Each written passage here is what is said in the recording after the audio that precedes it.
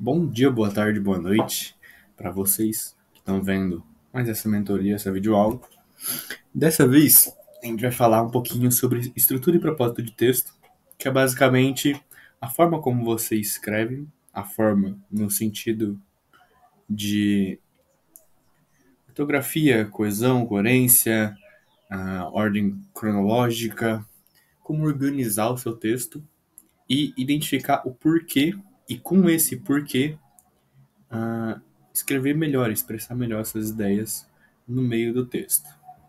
Começando, para dar um pouquinho mais de contexto, a gente vai começar com as estruturas de texto, que são uma forma para você organizar a informação de uma maneira que fique mais fácil de transmitir a ideia que você tem.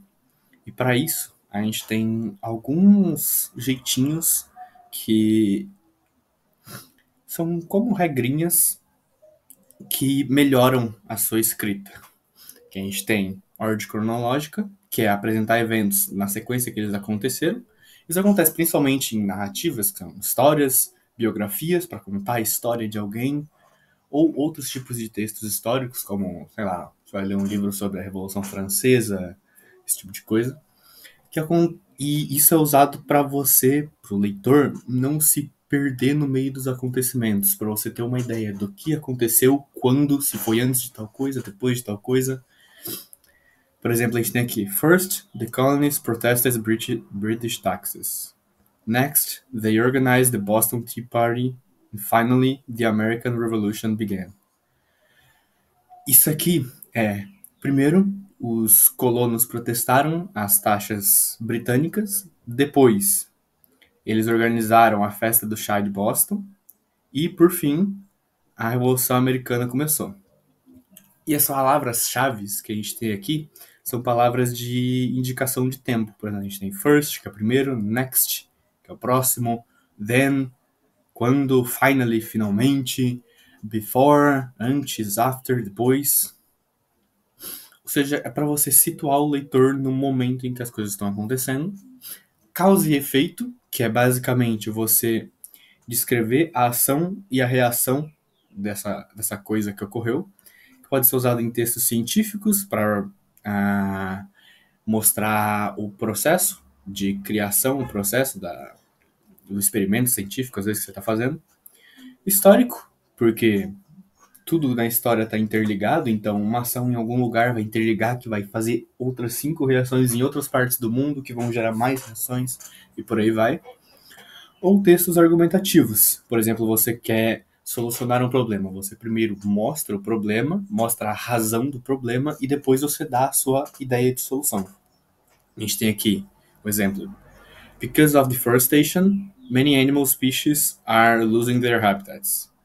A causa é o desflorestamento e o efeito é os animais estarem perdendo seus habitats. E as palavras-chave que a gente tem são palavras de, não contraste, mas de explicação. Because, que é porque, since, que é já que, therefore, mais ou menos a mesma coisa, as a result, como resultado, consequentemente. Para continuar, problema e solução, identifica um problema e propõe uma solução, que nem eu disse no exemplo passado, com textos argumentativos, isso é a grande parte do que você vai fazer, ou propostas de anúncio também serve. Many students struggle with sleep deprivation, que é o problema. One solution is to establish a consistent bedtime routine. Uma das soluções é estabelecer uma rotina constante de dormir. E as palavras-chave disso são coisas que realçam o problema e que realçam o que vai resolver ele. Problem, que é problema, challenge, pode ser uma outra palavra para você usar para isso, issue também, solution e solve, para solucionar a solução do que você está falando. Comparação e contraste, que destaca o que é parecido e o que é diferente entre dois temas, que é muito utilizado para ensaios analíticos, criticar produtos, debater assuntos diversos. Por exemplo, while both electric cars and gasoline cars transport people, que é a similaridade no que eles são parecidos, electric cars produce zero emissions, que é a diferença. Os carros elétricos produzem emissão zero. E a palavra-chave, como tem no nome aqui, são palavras de comparação. Similarmente, parecido, por outro lado, em contraste. Esse tipo de palavra. E, por último, nessa parte das estruturas, a gente tem descrição, que é basicamente detalhar um pouco mais do que você está escrevendo, caso necessário. Não encha a linguiça, mas também, pelo amor de Deus, não escreva menos do que o necessário. Nesses casos de textos mais formais, que nem é o caso do essay, do SAT, tanto encher linguiça quanto escrever muito pouco vão te prejudicar. Então tenta achar um meio termo, tirar um tempinho para planejar o que você vai escrever e só depois colocar no papel ou no computador, dependendo de onde você vai fazer. A gente tem aqui como exemplo: The Grand Canyon is a vast, colorful landscape with steep cliffs and winding rivers. Ele está descrevendo, a partir do The Grand Canyon, a forma como ele é. As cores, está falando que ele é grande, que ele tem penhascos íngremes. E as palavras que a gente tem são palavras de exemplificação. For example, que é por exemplo, such as, como, in particular, particularmente, características. E por último, sequência ou processo, que seria basicamente você exemplificar as etapas do que está sendo feito, as etapas de um procedimento. Isso aqui você vai usar principalmente em manuais, receitas, textos de instrução. Como a gente tem o exemplo aqui de uma receita simples, é só botar macarrão na água, mas first boil water, next add the pasta, finally drain and serve. Primeiro, ferver a água, depois colocar o macarrão e por fim tirar a água e servir o macarrão. E o que a gente tem como palavras-chave são também de tempo em algumas partes, como first, second, next, finally, mas também palavras que indicam fase, desenvolvimento, como é o caso de step, procedure. A gente tem mais um negócio que é a forma como você divide o texto. Que, dependendo do tipo de texto que você está escrevendo, isso aqui vai mudar. O texto argumentativo, por exemplo, o que seria o desenvolvimento, você coloca argumento contra argumento, que é o porquê e o porquê não. Mas vamos focar nesse aqui, que começa da base da pirâmide para cima. A gente tem introdução do texto, que normalmente é um parágrafo que você apresenta a ideia principal do que você quer lidar no texto, a sua tese, ou às vezes um gancho para a pessoa ter vontade de ler o texto por completo. O desenvolvimento, que é onde você desenvolve a ideia colocada na introdução, onde você evidencia e analisa esse tema que você colocou. E a conclusão, que é um resumo dos pontos principais do que passou durante o texto, reforçar ainda mais a tese, ou caso você esteja fazendo um texto que seja para uma propaganda ou então alguma campanha de conscientização, chamar a pessoa que está lendo a agir. Por exemplo, vai fazer uma campanha sobre lixo das ruas. Isso seria uma ótima chance de você colocar um chamado para as pessoas não jogarem lixo, para as pessoas procurarem lixeiras adequadas para o tipo de lixo que elas têm e não jogar nas ruas para poluir o ambiente. Agora, a gente vai para a parte do propósito, que é a razão pela qual o texto foi escrito.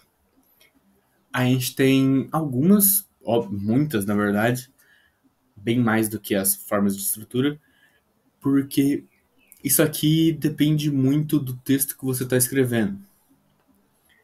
Aqui eu trouxe 5 formas diferentes, 5 propósitos diferentes, mas existem muitos outros. Que aqui tem português, mas em inglês vai ser to alguma coisa. No caso, to inform, to persuade, to introduce, to entertain, outros tipos de coisa.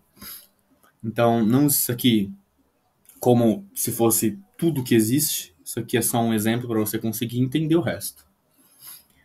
To inform, que é informar, apresentar fatos e explicações, que é um texto que você vai escrever de um jeito mais formal, porque ele é algo para simplesmente passar a informação de um jeito reto e direto, como vai ser o caso da redação do Essay e do SAT. To persuade, que é para tentar convencer o leitor a adotar o que você está falando no texto. Você vai usar, às vezes, em propagandas, o que eu falei, em cartilhas de conscientização, esse tipo de coisa. To entertain, que são histórias ou coisinhas de humor para o entretenimento, para você divertir as pessoas. Como é o caso de livros de romances, contos, livrinho de piada, seja lá o que for.